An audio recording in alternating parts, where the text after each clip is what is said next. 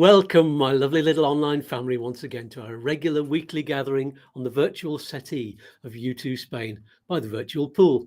Today, we'll be chatting to Rachel Warnes from the excellent Facebook group After Brexit in Spain, all about what she does and finding out the answer to the question, why are all the residency rules so different across Spain? And what does that mean for people searching for answers on Facebook groups and on here, of course?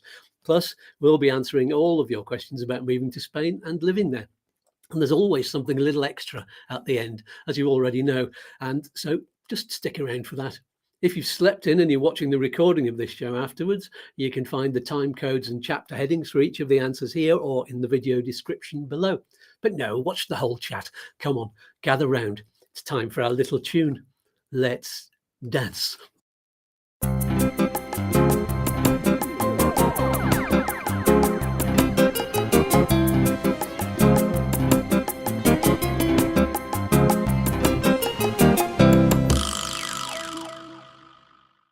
Oh yes, give thanks to the groovy wizard Lee Spreadbury for our cosmic theme tune. Thanks, my darling. He's one of the family, you know. Now, before I bring in our guest, don't forget you can thank us for the important things you learned today by either clicking on the little $ below or using one of the two links in the video description. With one of them, you can buy me a coffee. The other, you can make a regular donation through Patreon. And that's especially for close members of the family, just like you. And it's where you get loads of extra videos and stuff. Don't tell anyone. And you can find loads of stuff on our website as well, YouTooSpain.com. Of course, you can see that. Oh, it's the other side. And there's lots to read on there. Some of you prefer reading, don't you? So read the articles, the blog articles and all the information. And there's links there to help you move to Spain. So you can be over here with me by the real pool. Join the mailing list and I'll write to you every month. All right. Finally, don't forget to join me for the Monday live chat at Spanish 1 p.m. in the virtual Cafe of Cash, where we talk about what your savings and pension are worth in different currencies. And that's with the help of our great friends and members of the lovely family, Smart Currency Exchange. They've got a link below and on the website too, just for you. And you can get a free account with them. And that helps the YouTooSpain family. Okay. Oh, and this coming Monday, special one, because it's the bank's big quarterly forecast where they tell you with their big crystal ball what they think is going to happen to the currency in euros, pounds and US dollars over the coming year. Find out on Monday. How exciting. So without further ado, let's meet my wonderful guest for the day. It's Rachel Warnes. Good morning, Rachel. Good morning. How are you doing today? All right, not too bad. Not melting too much just yet. Good. You're in the north of Spain, aren't you? Right. I am. It's unusually hot for the north of Spain. It is, yeah. Well, it's the heat's going all the way up to Scotland, I think, as far as we can tell. Yeah. Those poor Brits wanting to move to Spain, and now it's hotter there than it is here. So anyway, thank you for taking the time today to join me on the lovely virtual settee. You can have a dip in the virtual pool later if you want. That'd be good, wouldn't it? Lovely. So just before we begin, then introduce the YouTooSpain family to the After Brexit in Spain family. Tell us a bit about the exciting plans you have for it and about what your job is as admin for the group and your specialist subject. Well, for those who haven't seen the page yet, After Brexit in Spain was originally started as Brexit in Spain. It was our founder, David Sparks, who sadly passed away last month. He started as a bit of a campaign to sort of try and highlight what the benefits would have been an EU citizen living in Spain, because obviously it was a lot easier as an EU citizen to move here, which obviously people are finding out. Obviously Brexit occurred, so it came to the point like, how do we go on now, because we're not campaigning against something because it's occurred. So how do we continue to help people, basically? And because we've done so much research to find out what the changes will be when we became third country nationals and non-EU citizens, it was a case of like, well, we can transfer that information across and make it a guide essentially for people who want to move here to help out, because it is a lot more difficult now than it used to be. We're kind of moving it, we're changing a little. We still keep towards that. We are pro EU. We always said that, and David always said that. He'd started the page on that basis. Although we're not sort of, you cannot join us if you have any other ideas about things. But it's this case of we just try and really smooth the path for people, whichever way they're coming, because we have members who are EU citizens themselves. Of course, we have a lot of mostly UK nationals moving from the UK to here, or people who visit as well, because the third country nationals, homeowners, rules have changed for those as well. So there's lots of different aspects that we have to sort of feed into the group, and we get questions that we never thought of before as well, because our experience changes every day. And when new people join and say, how about this thing? Like, we've never thought of this thing. First person to have thought of it, or first person to ask that question. So what's your speciality? Myself, well, my specialty is mostly researching things, because that's kind of how I started in the first place. Was I had to find out for myself how to move here, because we were moving right on the cusp of the original Brexit date, and there wasn't a lot out there to help people out doing that. There was sort of generic sites were based, and English written sites were based for Americans, or there were sites which were quite local to areas on the what I call the South Coast, the Mediterranean coast. But it didn't really work for me, because there's a lot of differences between them. So I started researching myself, and then I started researching and posting information for David from his page, and then eventually he invited me in to do that full time as admin. So I kind of learned how to access and interpret and get into all the government pages and the bulletins, the BOEs, and that kind of thing. So really, I'm in the residency side of things, but driving licenses, sort of, all that kind of thing. So it's getting facts from government sources, official sources, is really my area. Although we have people in the group who have more knowledge about education or or health and that kind of thing. So it's, I'm not doing those ones, but I'm mostly doing all the other ones. So. Lovely. Just going to say a quick hello to Yogi, who's on the live chat there at the start. Regular watcher. Good morning. He's in Cyprus at the moment, enjoying the air conditioning. Oh, yeah. Don't have that here. No. We have it here, but we try not to use it too much. Very expensive on the electric. But we've got kind of nice fans in the bedroom, and keep the windows open. That's the secret. Keep your windows and your blinds open at night, and then shut them all in the daytime. And that's the thing. And you can more or less do without aircon, unless you're in the middle of Madrid and or all of those really, really hot cities. So now I'm a big fan of After Brexit in Spain, because not only is it one of the genuinely friendly Facebook groups about moving to Spain and living there, what's even more awesome is that every time somebody asks a question, you pop up and write the most complete and accurate answers of any of that I've ever seen online. Long, and they're big paragraphs long, and you always try and cover all the bases. You're really kind of anally retentive, just like me. I absolutely love it. I'm a stickler for getting the facts right, even if I don't sometimes. But you work really, really hard for no financial reward. It's just a voluntary thing to make sure people get the right answers. What drives you on? What makes you do it for free? I think it's because it was so difficult for myself to get help in the first place, and I think and I'm kind of fairly switched on to researching things and looking for things. I'm quite confident. That was part of my previous job as a civil engineer, was to find things out, but I know a lot of people will struggle with that. And I mean, it's fantastic living in Spain, and I want people to be able to come and do that still, because it's a lot more difficult now, but it's possible, and it's easy. People go, oh no, it's so hard now, I can't do it now. And I want people to be able to come and do this and live this life and have this opportunity. And why not do that? Don't need to charge money for information that you already know, because at the end of the day, a lot of it is research. You find the research, you keep it in one place, you keep all the links to the information. People ask a question, you go, okay, I don't know exactly the answer, but I can give me 5 minutes, I can go find the answer, because I've already saved that little link, that little guide. I'm sort of librarian. Fabulous. Jason says good morning, and also Paul Johnson, my sentiments exactly, Skatz. Rachel is so helpful, and Bev says good morning from London. So, well, let's get on to some questions then. What's the most common question being asked on After Brexit in Spain at the moment? I keep saying, where should I move to in Spain?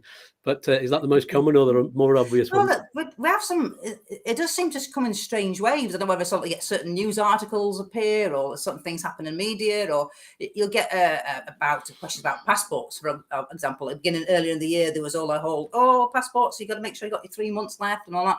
And then you got a lot of questions about passports, and then you get obviously driving licenses. We don't get a lot of questions about that at the moment, because obviously the answer is the ongoing. Nobody knows. So yeah, it just tend to come around in waves. At the moment, obviously, we're now well into the coming into the second year of people being on visas in Spain. So there's a lot of questions about renewing visas, because obviously people started getting visas in January last year. So we're now at a point where we're sort of 6 months into people renewing visas. So there's quite a lot of questions about how to go and do that second stage, that next stage here in Spain, which is actually quite straightforward, fortunately. So that actually brings us onto a question that came up on Facebook. I don't know if it was on your channel or not, but let's put it up on here from James.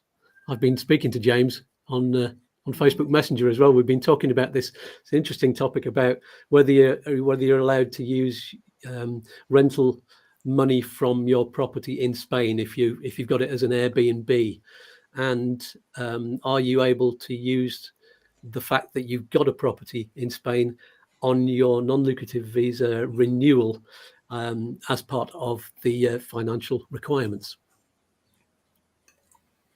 Right. Yeah. So the first question, are you the rental money? Are you allowed to do that? The problem, I'm not really sure exactly how Airbnb works. So that's not something I've done. But basically, if you are putting any effort of your own into renting out the property, then essentially you're working. So if you imagine if you are cleaning the property or you even handle the bookings or anything like that, that's a job that somebody could be paid to do, then that is you working in that role, and you can't do that on an NLV. If you've got a management company in renting out properties for you, whether that's a property in Spain or property wherever in the world, if you're hands off, all you're doing is taking the money and paying that management company, then you're not working. So that money is fine. You can bring that in and you can use that money. That's hands-free income. You're not working. But if you're doing anything at all, so if you've got a property next door and you go and take breakfast to them, or you do the cleaning at the end of the day, because that's somebody's job, or could be somebody's job, then that's your job. And if that's your job, then you're working. Therefore, you can't do that on an LV. That's the easiest way to think of it. If you're doing anything towards it, then apart from paying somebody else, if you pay someone else to do all that work, fine, not a problem at all. If you do it yourself, no. There you go. And you have to somehow provide proof of that you're not working. Yeah. If you're claiming that as part of your income. Yeah. Although showing wages for somebody else doing that job, of course, would be the that's a way of doing that. Yeah, you're paying a cleaner, therefore you've got a quota to show. So the question about using that as an asset on your renewal. Yeah, you can use it. The thing with visas, and with all visas from scratch, when you're first applying for it and for your renewals, every single person has their own assessment. So there's not really a hard and fast, this is a tick list, this is what you can do. You've got to have this, this, and this, and that's that. It doesn't really work like that. It's a case of they want to know if you, yourself, you can afford to continue living in Spain, or you can afford to move to Spain. And so that affordability can be looked at in many different ways, and will be looked at differently by different assessors and different officers. And that's kind of when it gets even more complicated, because what might go, if you're in the UK, the initial one in Manchester might be different to what London say. And the same here, or another part of the world, of course, because it differs even more if you're in, say, the United States or any other part of the world. All these little things are different, little nuances on it. And it's likewise in Spain, when you come to renew, the guy in that office might say that day, well, actually, we don't mind. You can use this because these items, hard assets, houses or garages or whatever, they're making money for you, or even not making money. They're just physically in Spain and you own them. That's an asset you've got. If things go wrong, you can sell that asset. You've got a bit of money coming in. You've got a safety net, as it were. Whereas if you just rent everything, you've got no safety net other than what income you're getting in. So it's always going to be a case of it depends, which is a horrible answer to give anybody. It depends. But think that it's your value. What is your value, and how is that going to protect you going forward in Spain? And if you've got property you could sell if you needed to, then you've got more added value in yourself. So your assessment is likely to be better for having that thing. But that's it. Depends. It depends. Yeah, I mean, that's the big topic of today's show, isn't it? Because we were talking the other day about how difficult it is to answer people's questions on Facebook, because there are different rules in each autonomous region, in each province, in each city, even different padron rules in nearby villages. Indeed, What's your take on that, and what does that mean for people like you answering questions?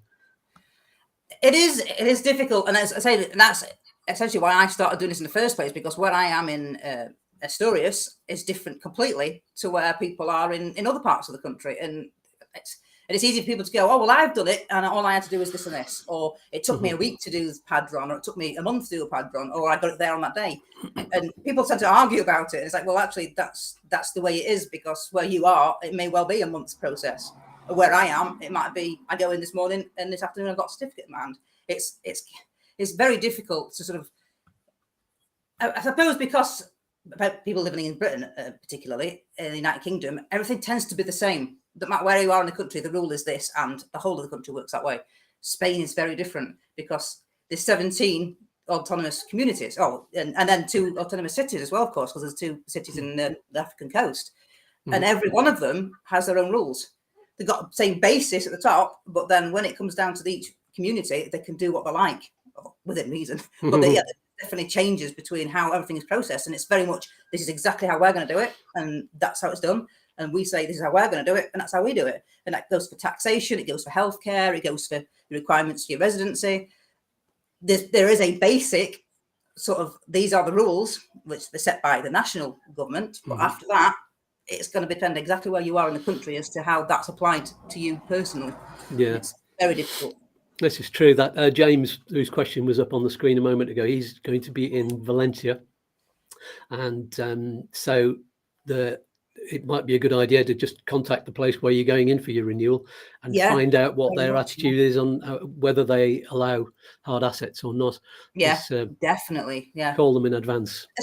They generally are helpful. I mean, people go, oh, there's so much bureaucracy in Spain. But generally speaking, most people who work in that kind of office, they want to help people out. There are people who work in offices against their will, I think. But I think most people, they do a job because they like doing that job.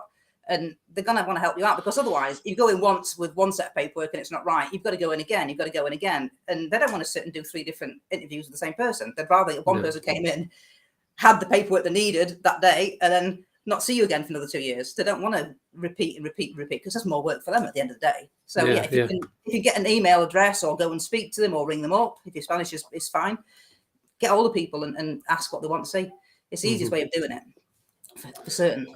It is indeed. There's a question just coming on the live chat from Corina. She's actually just requested to join your group on Facebook. So there we go. So can someone please clarify on what tax needs to be paid for a rental property in the UK?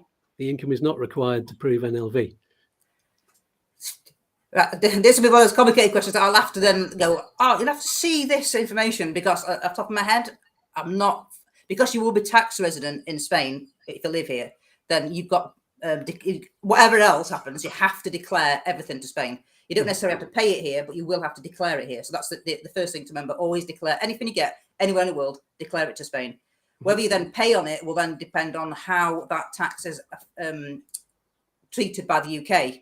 Because in some circumstances, they may want to take tax, whether it's on earnings from property or from work you might do.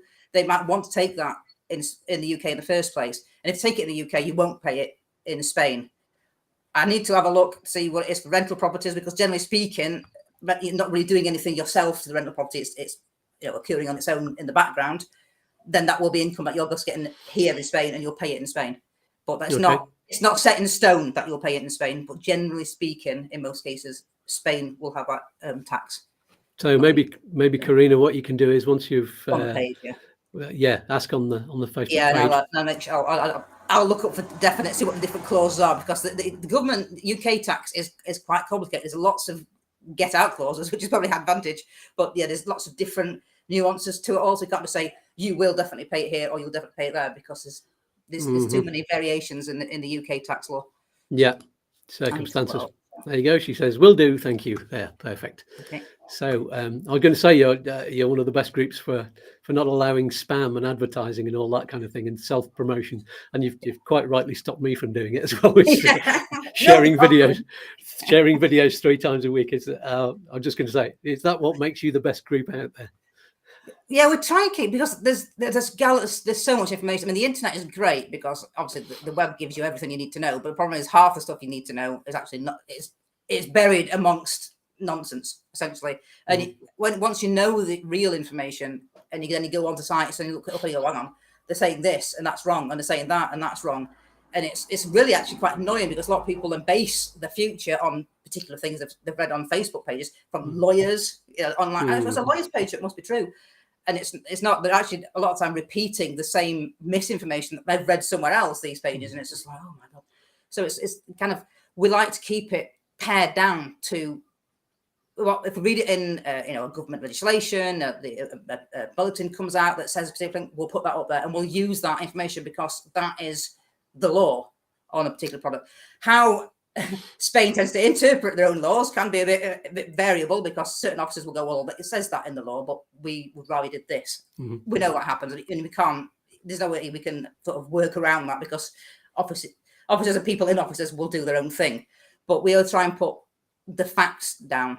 And if if we don't know it's a fact, we'll make sure we say it's not a fact, because we don't want people going, oh, well, I've read this on the internet, so I can do this, I can move to Spain or whatever and do these things, and then turn out massive disappointment, because they pay a lot of money for something that they don't need to pay money for, because there's also lots of people out there quite willing to take vast sums of money for things that shouldn't be vast sums of money. And I'm from Yorkshire. I don't like people spending money they don't need to spend.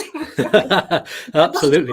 Pay £12, don't pay £1,200. This is why you're doing the group, because you're from Yorkshire. That's why you're doing it. Saving people money.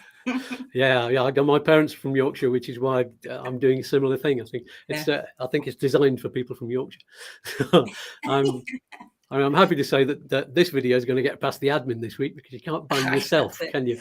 And and also we've come to this little arrangement where you're going to very kindly put any of my relevant midweek information videos, not the Saturday ones, because they're full of lots of different people giving their own advice, but the midweek ones alongside your topics, so that we can be the light-hearted, shortened version of the facts. So the good videos, because they give you that like I say, that light-hearted bit. Sometimes people don't want to sit and read my great tomes. It's nice to have a video and see it actually as you play it out with your alter ego and all that. It's good to see a different angle to it, and because people do ask questions that they don't expect, and you kind of ask that question yourself to yourself, which is something that we don't necessarily, when you just bring out lots of factual words, you might not get those little nuances like, oh, actually, I thought about this. Whereas Walter Ego may well have gone, oh, but what if? It's kind of handy, and it's kind of nice to have that both sides to it. So we'll be embedding your videos relevant to that particular subject in that video, in that post. That way people can read the words, or they can watch the video, or they could do both. You get a bit of a different angle on things. So I think that works well. It gives us a little bit different. Gives me a chance to talk to myself as well, which is I'm obviously the best kind of company. So let's see, let's get to one of the questions that we've got on. Here we go. This is from Mark Vargas. This one's from Facebook as well. And he's talking about, share that. So first of all, he says, thank you for this information you're about to give us. The future tense. I'm just doing that in Spanish at the moment. I love your YouTube channel. Thank you. Make everything fun and easy to understand. That's the idea. Also, I have a question regarding the non-lucrative visa income requirement. So, for example, you need to show means to support yourself. My Spain consulate is in Miami. Oh dear, but I can't seem to find out. Yeah, I've heard complaints about that. Right. So I can't seem to find out if they require a certificate of my bank balance or 12 consecutive months of statements. I think he means there. Is this information you'd likely to know or have experience with? There you go. Well, let's answer that, and we'll answer his second question after that. Yeah. Unfortunately, like I was saying just earlier, every consulate is different, even in the UK. And obviously, he's in Miami, which is quite nice. So it's going to be difficult to say exactly what they're going to ask for in Miami. At the end of the day, each office is going to ask for different things. The best policy always is if you can get both of those things. If you can get the certificate and you can get the statements, get both. Take as much as you can take possibly with you. If you can think of it, it might be possibly needed. Take it with you. Yeah. Because if you can get it, because if you've got it, if they don't ask for it, well, you've not massively lost out. If you haven't got it and they do ask for it, then you've got a problem having to resubmit information and such like. So Elton braces they call it directly and ask them, which can again be variable whether they're going to answer your questions or not. I said, I don't know what it's like in the States, but if you can get hold of an email or a telephone number and speak to them, obviously that's going to be the best way of doing it. But if not, take everything you can take. Brilliant. So that's not the exact answer, but no, but I think the best answer. Belt and braces. Do it all and get 3 copies of everything. Yeah. and have it all in the right order when you go. Yes, with little tabs and everything, so you can just go. Oh, they will love it. They will love it. They're bureaucrats. They'll go, Yes, oh, exactly. oh, look at that. I want Fight you them in with order. bureaucracy. Yes, yeah. And so the second question is, having credit cards, can that be used as a means to show you support yourself? Because he's got over $119,000 in credit card limits. Can you use that? Don't spend it all at once. Yeah. Again, America is different. It's different to the UK. So the UK, I've not heard anyone in the UK using credit as a way of getting residency. I'm not saying that people haven't, but I've not heard of anyone doing that, and it's certainly never been mentioned in any of the paperwork for the UK. Whereas in the United States, I have read that they are quite happy to. Your liquidity is part of your credit, is part of how much you're worth. If you can get credit, then you've got value, and I think it's looked at more favorably in the United States to have credit. However, I don't know for certain, because we don't really handle people from the United States or living in the United States very often. So it's difficult to say. But from what I've read previously, they seem to be more favorable towards credit as being an asset in the States. But yes, that sounds right to me. Yeah. And of course, you're happy as a group to have people from the United States on, and so indeed, am I. yeah. I mean, they can still go and research, because I mean, obviously they've got their own consulate information pages and that kind of thing, and it may well say on there in some little corner somewhere that is something that they're quite happy to have in the States. I'd have to go and look on their page. There we go then. Thank you, Visit Mark. personally, go talk to them. I'll do Yeah. that. So, question from Emily Mason. Hello, Emily, back again. Just joining in. Do you include news on the Digital Nomad Visa if they ever get around to releasing it? Yeah. Good question. Yeah, we do actually have a post about Sally, our other admin, whose internet wasn't working sufficiently enough to come on this morning. Hello, Sally. She has a page and a list of names of people who are interested in the Digital Nomad Visa. We were supposed to have known so much more about it by this point. I mean, April time, they were saying, yeah, it's all going to be released. We'll know all the facts. Not necessarily have the visas by that point, but actually have more facts about it. But it's gone really, really quiet at this time. So there's not really been the final details.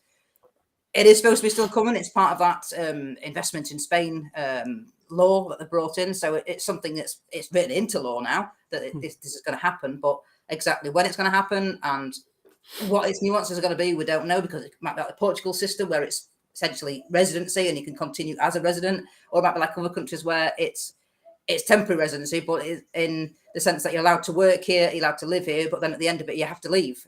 So we don't even know if that's the case yet. It's going to be a digital nomad visa. What it looks like, really, we don't know. But as soon as we do know, obviously we're going to post that information. But so we have a post on there at the moment. Sally's redoing it on the grounds it's quite stale now, because it's been sat waiting for update, and nothing's happened. So yeah, that is on the page. And if you search Digital Nomad Visa in the search box or in the hashtags, or even in the main announcements, you will find a link to that post. So Good. And I made a film all about it last week, which basically says the same thing. I researched as much as I could to find all of the information that we've got so far, and it says absolutely that we don't know the exact details. Yeah, somebody said it's going to be out by the autumn, but somebody also said, yeah, it's going to take them till spring before they get it out. So another year on from when they thought. But I guess it's complicated, and they want to get it all right the first time. But yeah, if you're waiting for it, it's a long wait. Yeah, there we go. So thanks for the question, Emily. Let's move on to Susana Torres. So that's a Spanish name, and I was thinking that. Yeah, we're going to find out that she is Spanish. She's a Spanish national, and it doesn't say in here, but she's living in the UK at the moment. Okay. So, do I have to apply for residency? Is the first question in order to move to Spain? So, firstly, no. As a Spanish national, then you're moving home. Essentially, obviously, you need to reconnect yourself with the services here, so Spain knows you're here, not still in the UK. Because I think there's slightly. Unfortunately, most of our members tend to be British, so of course all our information is mostly aimed at British citizens moving to Spain. So as a Spanish citizen, it's a little bit different because you're moving home, essentially. So it might be a little bit different. So we don't have to apply as such. You don't have to prove you have income or anything like that. You can move back here as your home country. Just make sure that you connect yourself back up with the tax office and that kind of thing. And if you start working, obviously that'll happen anyway. So yeah, you don't apply. You just arrive. Yeah. So it's kind of, it's not residency, and because you don't go to the foreigners office because you're not a foreigner. No, that's it. Yeah. You belong here, so Yes. congratulations. Yes. So and also presumably you need to tell the UK authorities that you're leaving. You've left, yeah. Again, same thing. Disconnect yourself from the UK. So mostly things like taxes and such like, because it only gets confused between the two. Although fortunately, Spain and the UK do speak to each other for taxation purposes really closely. Even post Brexit, it's not really related to Brexit. It was the taxation treaty is a separate item, and so generally speaking, if it gets confused, it will get sorted out. But then in the meantime, you've got to wait forever for like money to come back to you and things like that. So yeah, best to disconnect yourself from one and connect yourself to the other when you move here. Okay. Second question on there. When I sell my house in the UK, she means, do I have to pay tax on it as usual, the money to buy in Spain? So she's selling in the UK and buying in Spain. Yeah, it's all about timings. It all gets very complicated. If you obviously, if you sell your house in the UK first, then you move to Spain, and then you buy a property in Spain. That's the best way of doing it, because you sell the house if it's your main property in Spain, in the UK anyway. You won't pay any capital gains there because it's your private residence. So you tend to be tax free. Although make sure you tell the tax office that you've sold it. That's you got to do that within 60 days of leaving, or 6 days of selling the house, should say. And then you can actually reinvest any money in Spain, because Spain will, if you become resident when you get that money, you probably won't if you were already in the UK when you sold it. But if Spain decides that you are tax resident for the purpose of selling that house, depending on when you move and all that kind of oddness, you can then reinvest that capital gain if you want to in a new property here, in which case you don't actually pay capital gains. You just put that money into a new property. So it depends. Depends. So it depends on when you sell it. If you buy afterwards in Spain, or if you sell it before you move, it becomes a little bit. It becomes complicated. The easiest way in the world to do it is sell it before you leave. So sell it when you're in the UK. If you have to rent in between time, do that, and then move to Spain, and then the UK have taken care of it. And because it's your private residence, you won't pay any capital gains then in the UK. Again, same caveat. There's always little nuances in the UK tax law, but if you go through, there's an actual way of notifying HMRC that you've sold a house, and you go through there and you tell them where you live and all those type of things, how long you've lived in the house, and all the facts. It asks you point by point, answer all the questions. It'll give you your bill at the end, and if you owe it into the UK, it'll say you owe us. If it says you owe nothing, brilliant. And then when you come to Spain, if I've got a tax advisor here, which most people tend to have anyway, or a Hester, whatever, just make sure it's rounded off with them that everything is correct. Because again, like I said before, if you declare something to Spain and you don't owe it to Spain, they're not going to take it and keep it forever. Even if you accidentally pay it, you can get it back. So that's Eventually. it's time consuming. So it's better to up front make sure you tell everybody in the two countries what it is you're doing, and then you're going to be our best bet to be safe side for taxes. Excellent. So I'd like to fine you here, so you'd be better off just telling them stuff. Yeah, here we go then. Bev, good morning, Bev. If I'm piggybacking off of my Irish partner, I love that term. Do I need to get a visa first in London before we move? Conflicting info on the internet. It's such an easy answer, that one. But why is there conflicting info on that? Yeah, it shouldn't be, should there? Yeah. But yeah, basically right across the border on his back, you're fine. But if your partner is Irish, is an EU citizen, or she, don't know who it was, but if you've got a family member who's Irish, who you're moving here with, who's holds an EU passport, then you become a resident via their EU citizenship. You have to be careful that if you're just partners and not married, it's a little bit more difficult because you've got to prove that relationship between you. So if it's possible to get paperwork that says, I am this person's official partner, we've lived together for X number of years, or you've got children together, or anything like that, because you need to be able to sort of prove that that relationship is a real relationship. And obviously the easy way to do that is getting married, but not everyone wants to get married.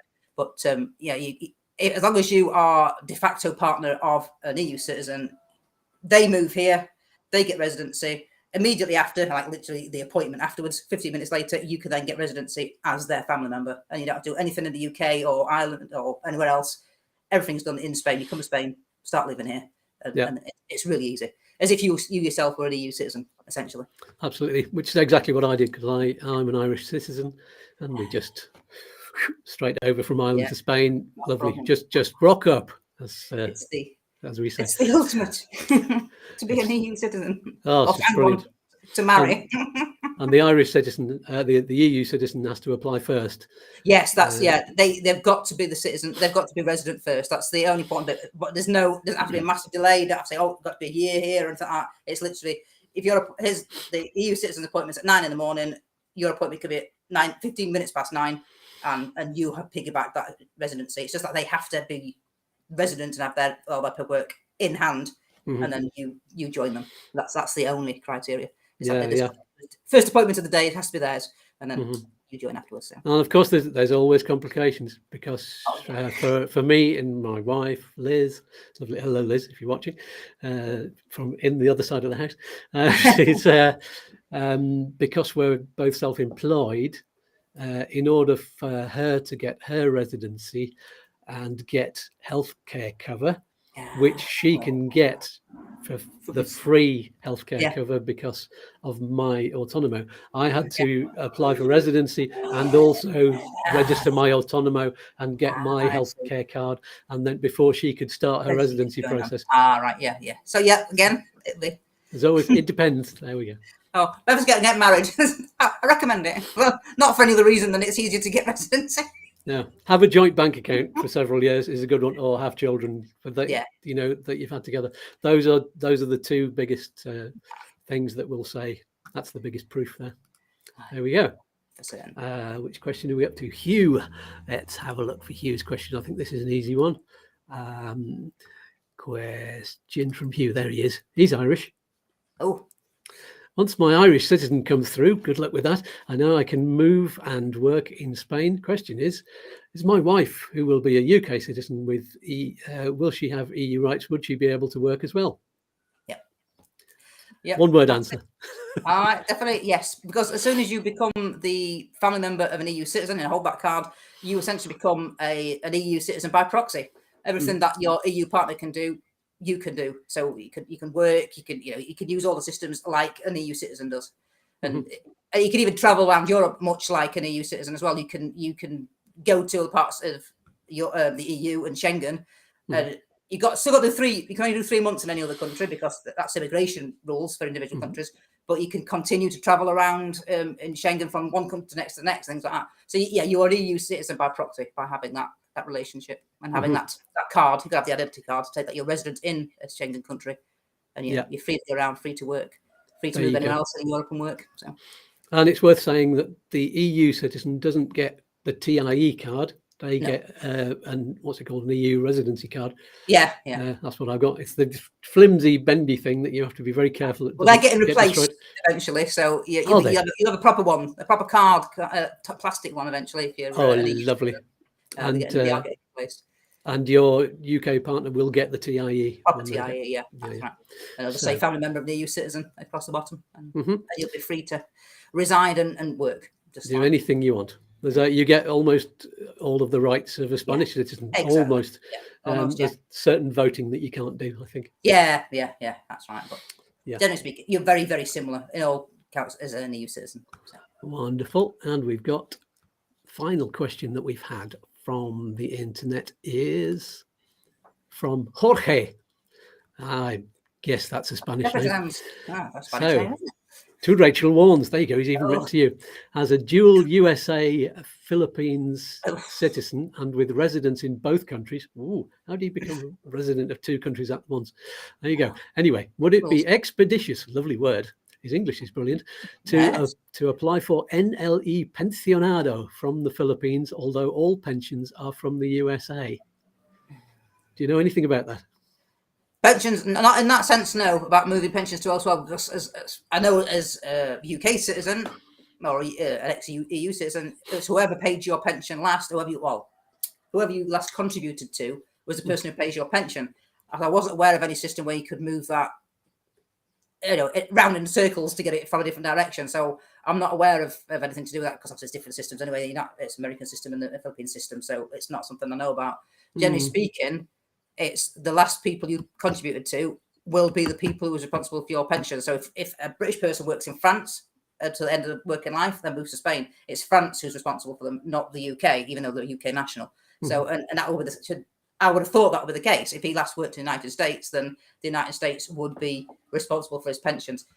I don't know. I don't know how it works with their pension laws. That's not something I've ever looked into. So sorry about that one. That's a bit. No, it's that's one you need to research. Really, I don't even know what the NLE pensionado is. Is it just their name for their tax system or pension? Yeah, don't know. Anyway, the final question on there is something I can answer very easily because I've just made a film all about it. That's coming out next Wednesday. So I do understand that as a Philippine citizen, it's only 2 years residency to qualify for Spanish citizenship instead of 10 as a US citizen. Please comment. And yes, that is true. There are certain countries that only require you to be continuously resident in Spain for 2 years.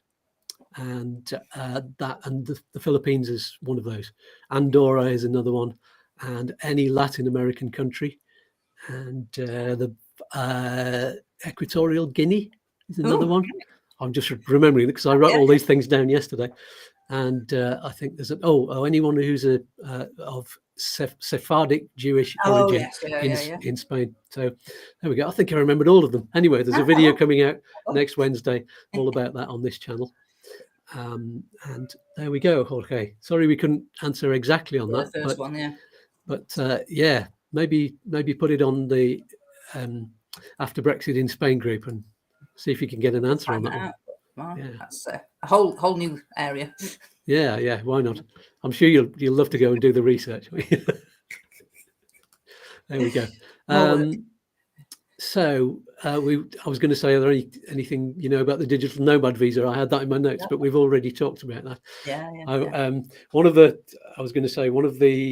things that I see on Facebook all the time is when somebody asks a question and one of the people in the comments says, here's the UK government link, all of your answers are here. How does that make you feel when you see that? Unfortunately, yes. Spain already has its own generic rules, which are applied in a kind of random way.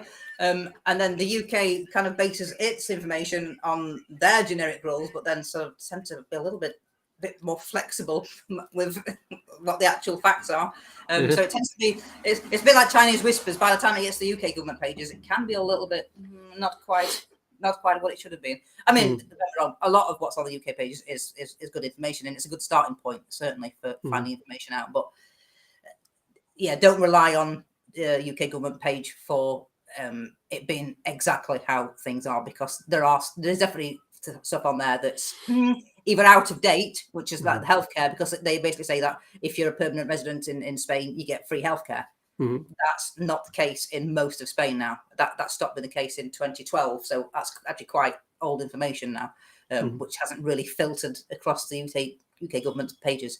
So there's a starting point. It's written in English. It's generally quite clearly written, generally speaking.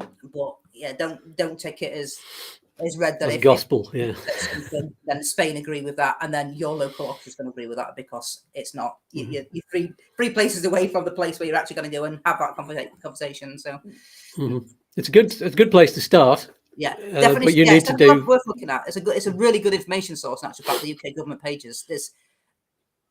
Everything.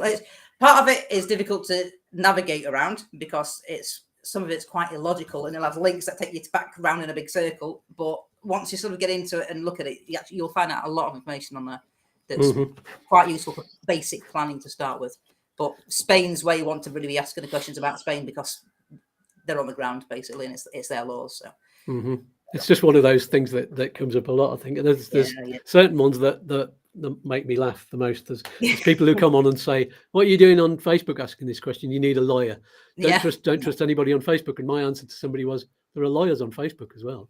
And exactly. Some of the people who are lawyers, I wouldn't trust to answer this question because I've seen their websites and they're out of date. And there's a lot of information on these so-called. Well, I'm a lawyer, I know these things. I mean, don't get me wrong, there are some on there. There's some really good resources out there. There's certain pages are great. Yeah. But you've always got to back those up. The reason I know they're good ones and other ones are bad ones is because I've already read the actual rules.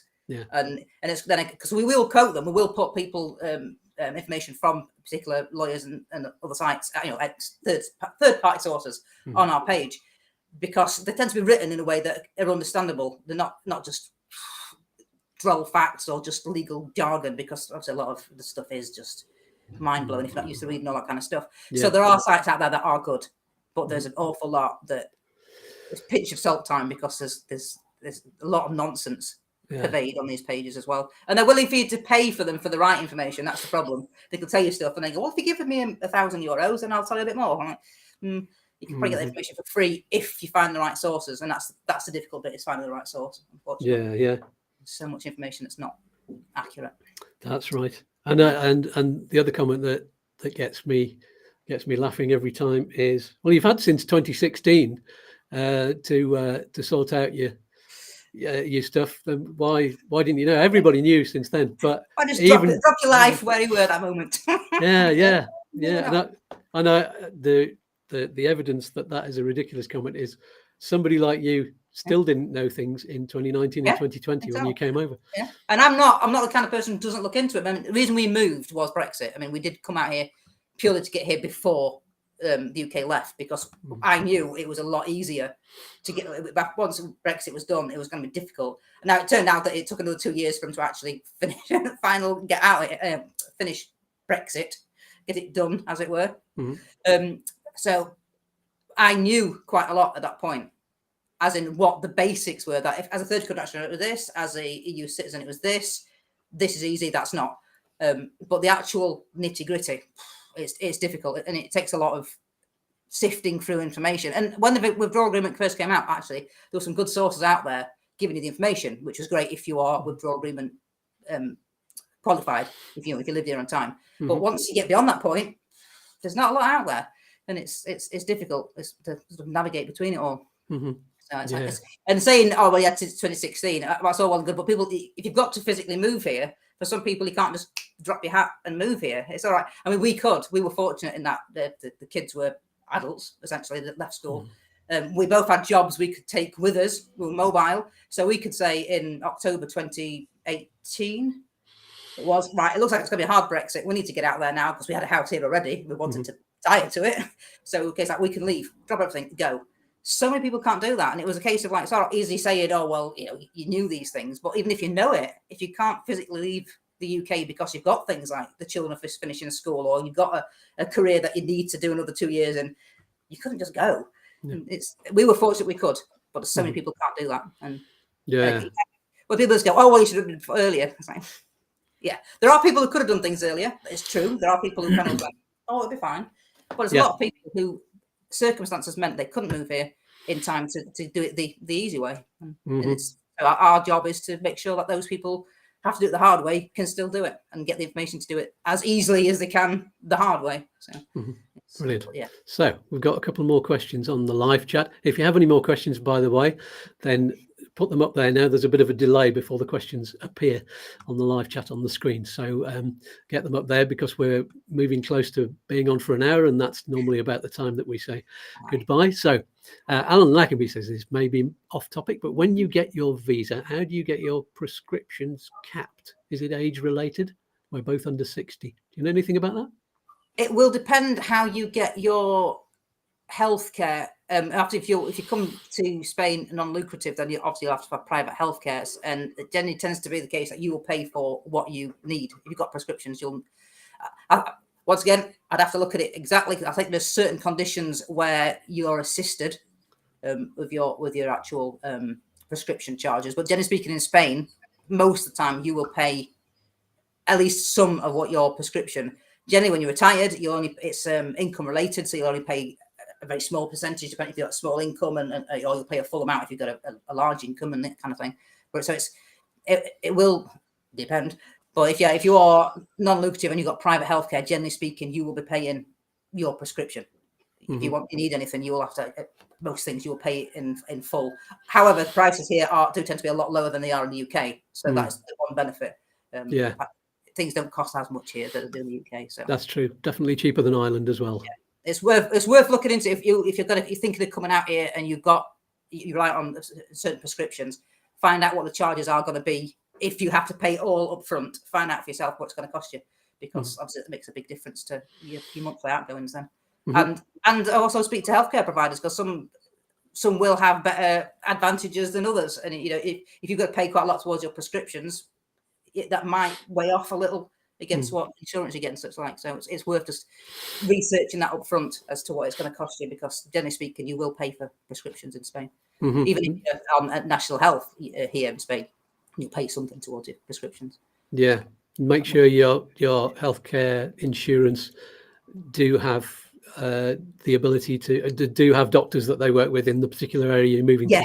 Yeah, that's always important. Yeah, definitely remember that. It's all right going for the cheapest one to get your residency, but then if your nearest doctor's 80 miles away or 100 kilometers away, then it's not going to be convenient for you when you get here. Then you're going to end up having to do something else. I mean, you can pay for private healthcare quite cost effectively by appointment basis here as well. If you need to go see a doctor and your actual insurance one is miles away, but it was cheap for your residency, then you might find actually you're paying for a appointment on that day may weigh off as more cost effective. But generally speaking, yeah, look for somebody who is based in your area, because otherwise you're going to be you don't want to be trailing about if you're ill. You want to be able to have it on your doorstep. So. Absolutely. There we go. So this last question we have on there so far, it's a quickie, says Samuel. Is there any current visas with similarities to the Digital Nomad Visa? Something for someone who is able to work remotely anywhere, as with me, who's based in the UK, but plans to work in Spain? No. Yeah. That's the quick answer is no. At the moment, you're limited. If you can get away with coming on holiday for 9 months with your laptop and working here, as long as you're working for a UK company, because essentially you're just on holiday and you've brought your computer. Foolish error. but no, there's no legal way of you making money in Spain without a visa. Of course, any way you could get here otherwise is by Schengen visa, but you're not allowed to work. Theoretically, you're not allowed to work on, I'll say, if you were using your laptop and working for your British boss, that's not, Spain aren't really interested in you not doing that, if you know what I mean. They're not going to go, well, send in the SWAT team. If you want to physically be an employee, or you want to work for companies in Spain, or you want to make your life be you living in Spain working, at the moment, no, there's just visas, and none of them really work for remote working, which is why I'm bringing in the digital nomad, because there is no option to work remotely on a visa in Spain at this time, and that would cure that problem, that big gap, a huge gap nowadays, because so many people work this way. But, and because of the lockdown, there were so many people started doing it, and then they thought, "Oh, I can move to Spain and do that." Yeah, except can sit by the pool. Except there's now visa rules. Yeah, what a shame. Anyway, hopefully, fingers crossed, we'll see that. Oh, in 3 weeks' time. No, it's not going to happen in 3 weeks' time. Might not even happen this year. Things just suddenly happen out of the blue. They go, it's going to happen, it's going to happen, it's going to happen. Here, nothing, here, nothing, here, nothing. Then it's there. So who knows? It could happen at any moment, or it could be next year. Yeah, we could be able to swap our driving licenses in this time tomorrow. No, that's not going to happen. It depends. It's too close to August now, I'm afraid. Absolutely. If it goes beyond in a few days' time. If it goes beyond midnight at the end of July, that's it. Everybody goes, right, I'm on holiday now. Yeah. 1st of September, call me. Yeah. So, unfortunately, yes, that could be the case. So we've run out of questions, and it's time to tell everybody what's happening next week. But first, let's say a fantastic, let's give a huge virtual hug to Rachel. And thank you very much. Thank you for joining us and being marvellous and helpful. And hopefully it was made some coherent sense, and if not, read all the words on the page. Absolutely. I think I'd be really happy to have you on again, and the dog. And the dog. Yeah, I was just joining in, saying goodbye. Fabulous. So, okay, everybody say a thank you and goodbye to Rachel. Bye for now. Bye. There we go. Excellent. What a lovely chat. So next week, then, on our cozy family city by the pool, we have Chris from Upsticks. He's back. He's been away for a few weeks. And so we'll have more exciting news and advice from the land of visas and residency. And let's see what's happening on the front line then, shall we? So if I don't see you in the virtual Cafe of Cash on Monday, I love that name, I'll see you next Saturday at our regular time of 9 o'clock if you're in the UK or Ireland, or 10 o'clock if you're in Spain already, or 4 o'clock in the morning if you're on the east coast of America. Sorry, it's so early over there. whatever time we broadcast, someone in the world pulls the short straw. And my lovely wife says hi, by the way. She says, excuse me, don't forget to join in for her free virtual yoga and meditation on her YouTube channel. It's very good. And that's called YouTube Yoga. The link, of course, is below with the other ones. If you can't find it, then remind me, I'll put it on there. So that's all for this week. Somebody hoover around the pool, would you? There are leaves everywhere. Wipe up those wine stains. Honestly, can't take you anywhere. Right, let's head into the virtual Spanish pool. It's getting hot out there. And say goodbye to everybody on the chat. Thank you, Alan. Bye-bye to you, Samuel, Bev, everybody who's been on there. We've not given out a prize yet to the person with the best question. Ask some questions down below in the comments, and we'll decide who the prize is going to. Missed that one out completely today. Anyway, it's time for the little dance.